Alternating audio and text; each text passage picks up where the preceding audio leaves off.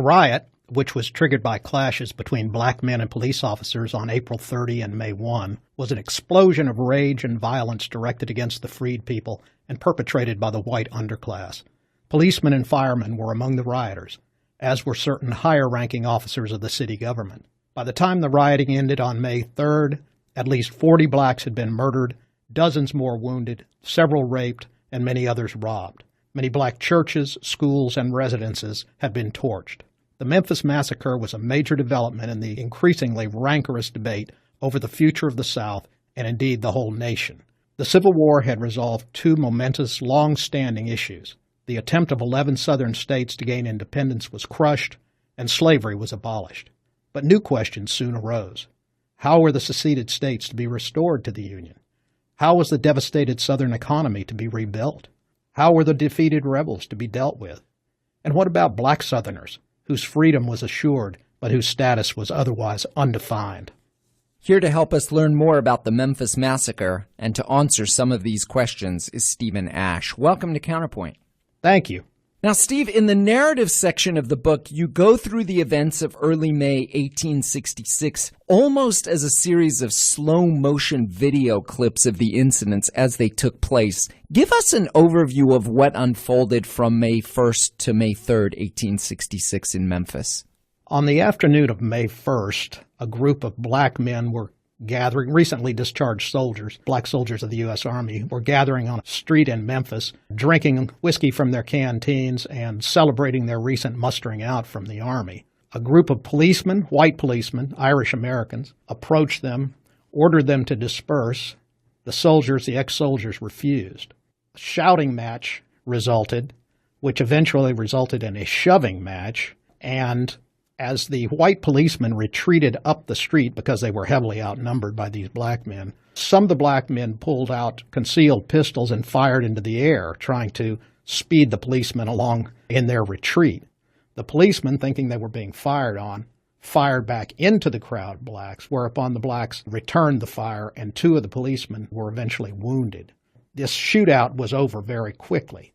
But what happened was the policemen ran to the police headquarters downtown, reported what had happened, and the news spread through Memphis with electric speed. And soon there were mobs gathering downtown, ready to march down to that part of town, South Memphis, where the shootout had occurred.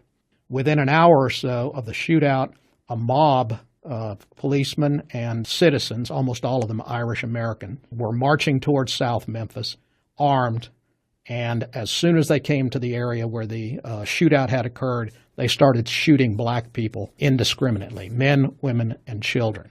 Over the next 36 hours, stretching over 3 days, May 1st, 2nd, and 3rd, similar mobs descended on South Memphis and other parts of town, shooting blacks indiscriminately, breaking into their homes, setting fire to their homes, burning down black churches, raping black women. In the end, probably 46 blacks were dead. On the second day of the rioting on May 2nd, the carnage dramatically accelerated, and it seemed to be stoked by rumors and by the press from the day before. These rumors and press reports really seemed to fuel the fires. What was being suggested by whites in the community that legitimated the violence that was taking place? The story that was going around on the streets in the white part of town was that this was a black uprising aimed at murdering all the whites in the city. The thing that originally triggered the rioting, the shootout on the street, was quickly over, the one between the black soldiers. But when the white mobs started descending on the city, they were going there with the idea that a black rebellion had essentially occurred, that the blacks were rising up and intending to slaughter all the white people in the city. So in some ways, the whites were trying to head off what they saw as a black uprising. And this, in their minds at least, legitimated the slaughter of black people on the street. And then what about what was being reported in the newspapers? Because that was slightly different from this kind of paranoid vision of a mass uprising of blacks that were about to take over Memphis. Well, if you're talking about the newspapers over time, had been complaining loudly about the blacks.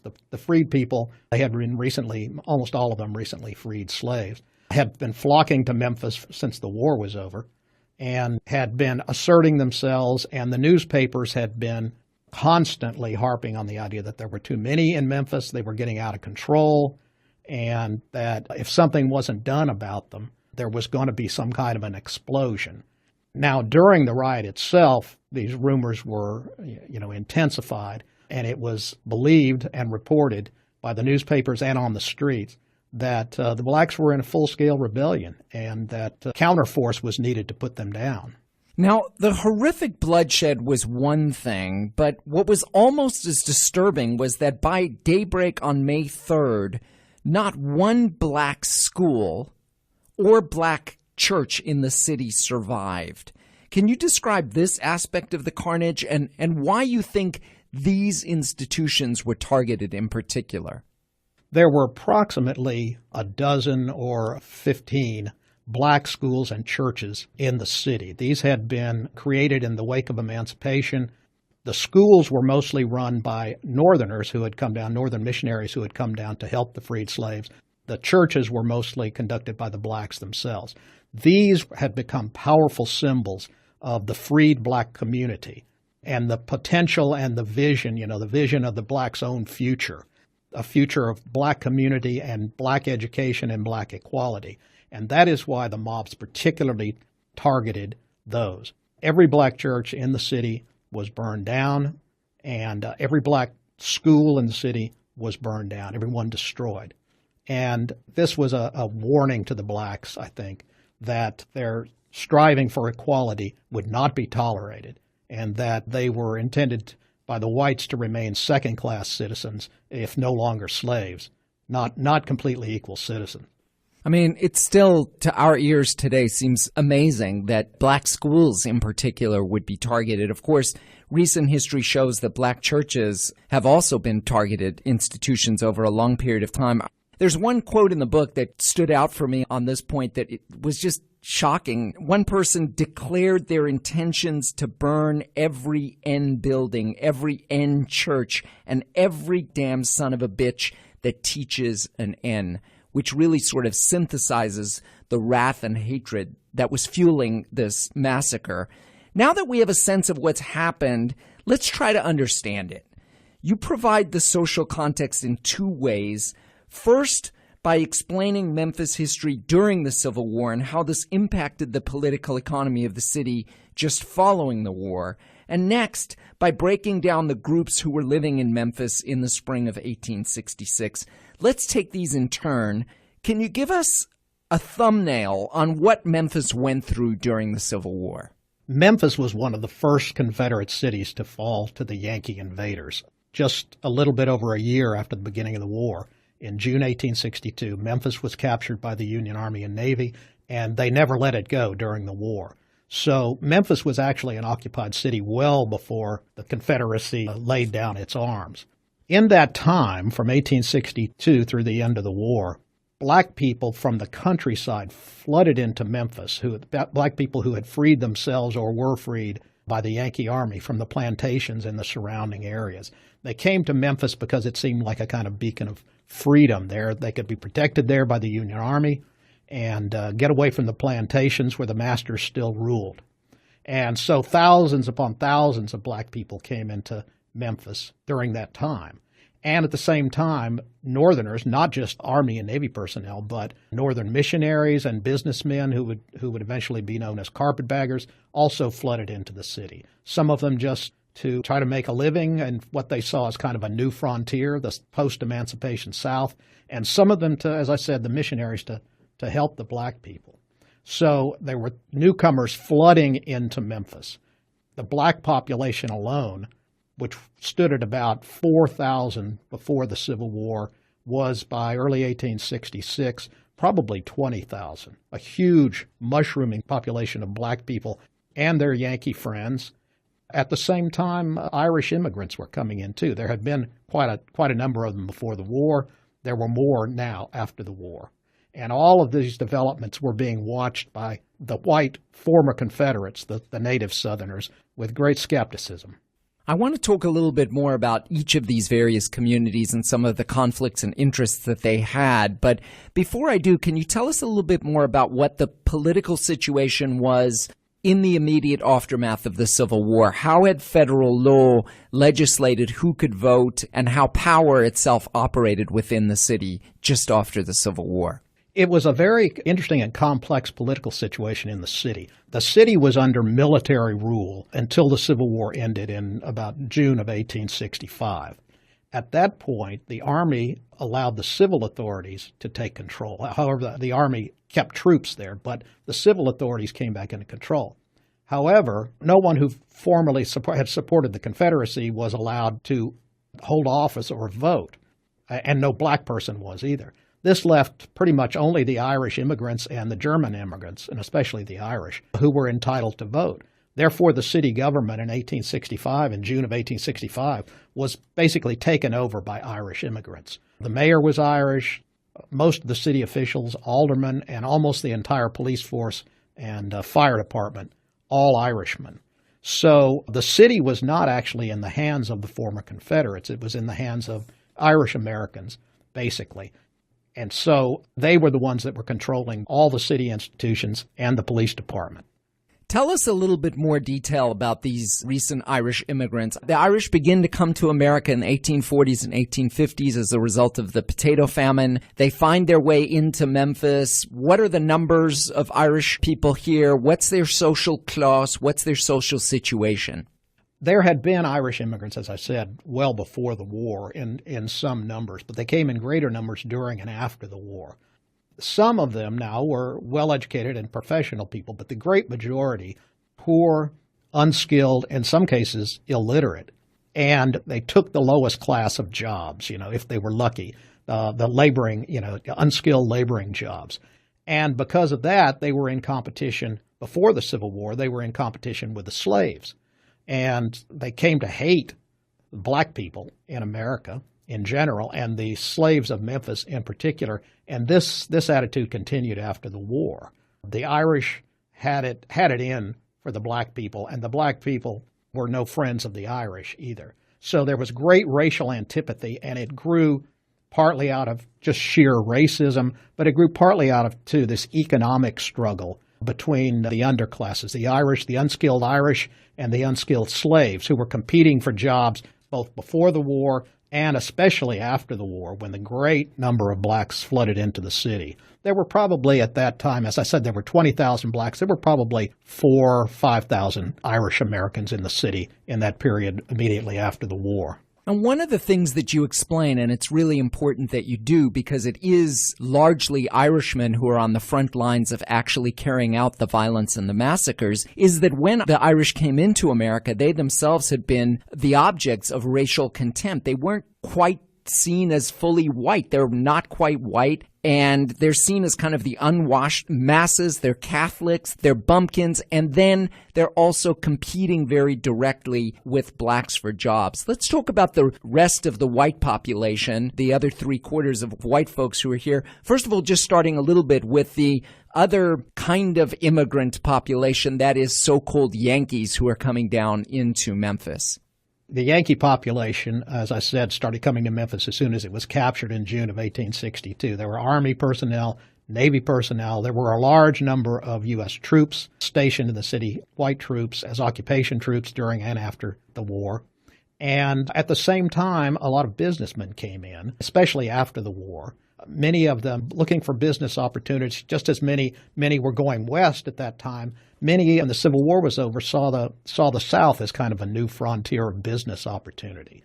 And then there were also, as I said, the missionaries who came down. Some of them preachers, most of them teachers. And these were idealistic, mostly young men and women who had come out of the abolitionist movement of the North and saw this now as their opportunity to actually come south and really do something now that the slaves have been freed. Their idea was, now we will raise them up to equality. They had a very paternalistic attitude towards the freed slaves.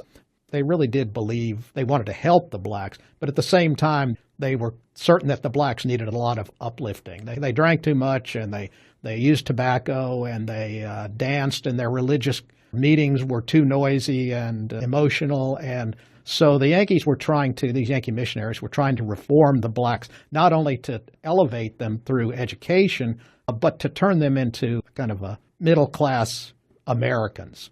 And their paternalism was very different from the paternalism of the rebels. If you're just tuning in, I'm Jonathan Judakin, and you're listening to Counterpoint. I'm speaking to Stephen Ash, author of A Massacre in Memphis, the race riot that shook the nation 1 year after the Civil War, who will be joining us in Memphis several times this spring as part of a citywide commemoration of the Memphis Massacre. He'll be at Rhodes College for a free and open lecture on March 17th. So tell us a little bit more about Rebel Memphis, about their paternalism, about their attitudes towards Yankees, towards the Irish, towards the blacks, the other folks who are in Memphis in 1866. The native Southerners in Memphis, the native white Southerners, who had almost all, to a man and woman, supported the Confederacy, were of two minds about black people, but they did agree in certain essentials. Their attitude towards black people was that slavery had been the best condition for them because blacks were not equal, could never be equal, and at best should be hewers of wood and drawers of water for the superior white race. In some cases, this translated into kind of a white paternalism. Some whites really did believe that they wanted to do the best for the black people. That meant keeping them in their place while doing what they could to make their lives more comfortable. Others were out and out racist, ready to use violence to keep the blacks in their place. But the attitude of all the whites was emancipation had been a big mistake. That once blacks were freed from slavery, they were by nature bestial in some ways, dangerous, potentially dangerous, and they would have to be controlled some way. And how they were to be controlled now that slavery was abolished was a problem that the white people anguished over. To some, the answer was paternalism. Well, we show them that we're trying to help them and try to get them to go along with us and with the understanding that they will remain second-class citizens. Others said, we're just going to have to use violence.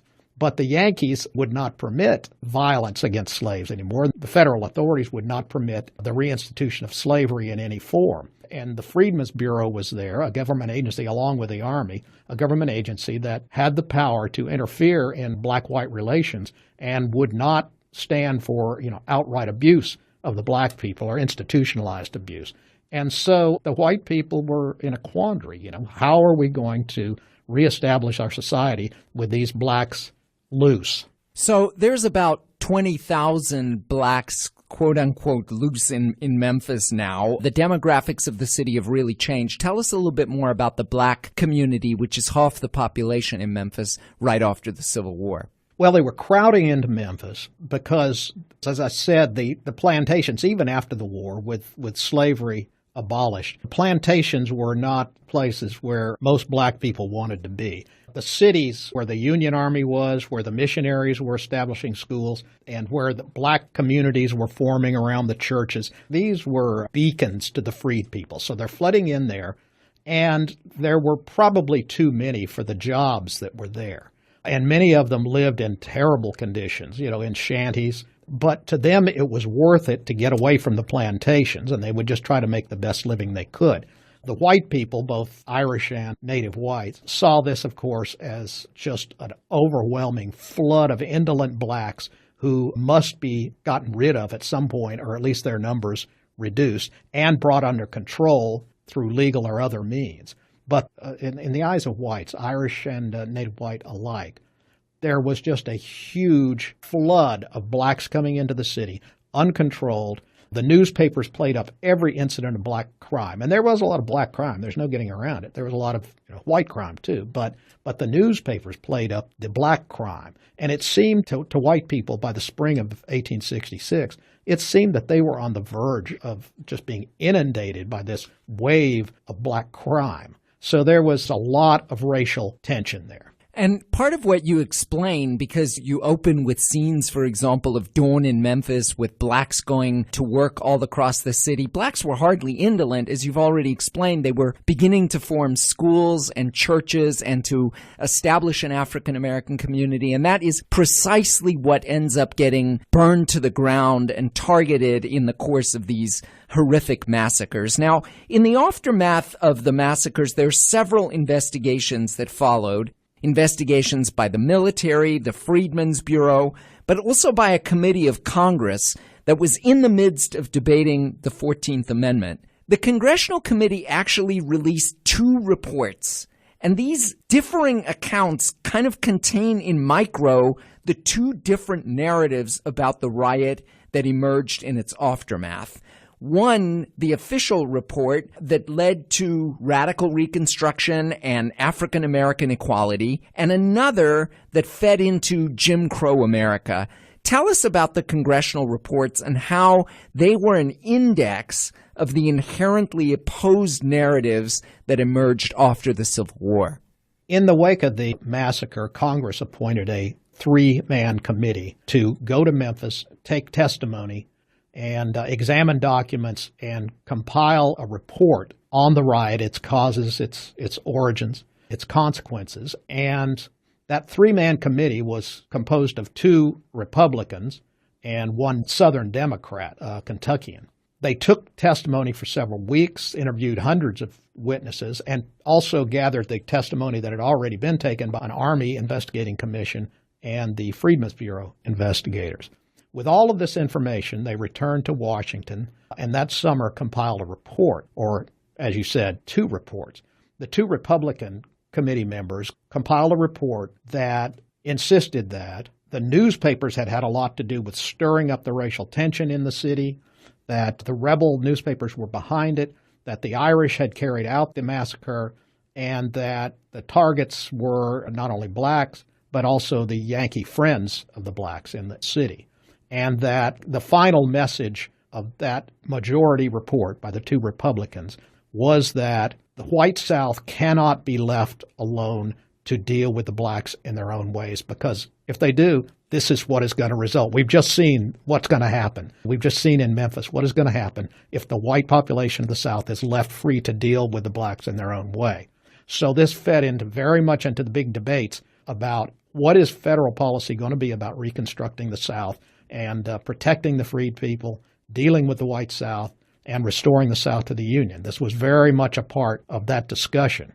On the other hand, the minority report by the Kentucky Democrat represented the feeling of not only white Southerners, but Northern Democrats too. There had been a lot of opposition to emancipation in the North among Democrats during the war, and a lot of Democrats agreed with Southern whites that emancipation had been a mistake and that their interpretation of it was that the blacks had started this mess. While they regretted the awful carnage that had resulted in Memphis, they said, in fact, the black people had brought it on themselves by their intolerable behavior and insistent demands since they had been freed.